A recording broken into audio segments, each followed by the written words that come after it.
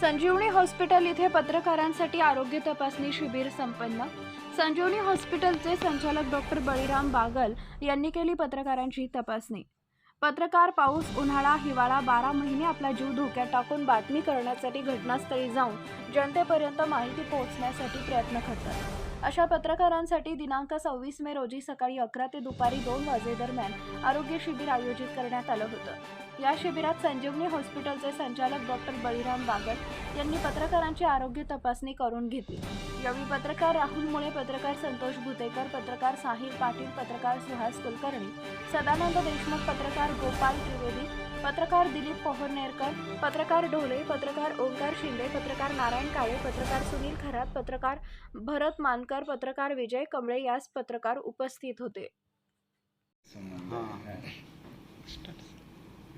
मी doctor Baliram Prabhakar Rao Bagal, संचालक संजीवनी multi speciality hospital Jalna.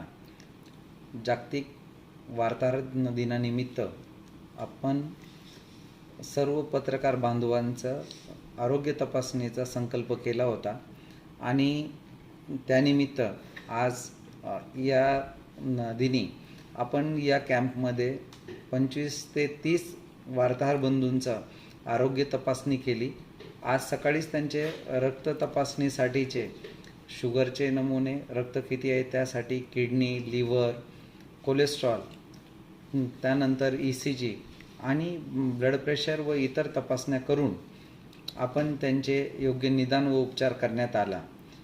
दैनंदिन जीवनामध्ये सर्व वार्ताहर बंधू रात्रंदिवस न्यूज कव्हर करण्यासाठी आणि लोकांपर्यंत माहिती पोहोचवण्यासाठी जीवाची बाजी लावून काम करत असतात आणि त्यांच्याही आरोग्याकडे होणारे दुर्लक्ष टाळावं आणि त्यांनाही काही या दैनंदिन जीवनामध्ये काही व्याधी लागल्यात का ह्या समजाव्यात, त्यासाठी या कॅम्पचं आयोजन करण्यात आलं होतं आणि या कॅम्पला सर्व पत्रकार बांधव उपस्थित झाले, त्याबद्दल त्यांचेही सर्वांचे आभार।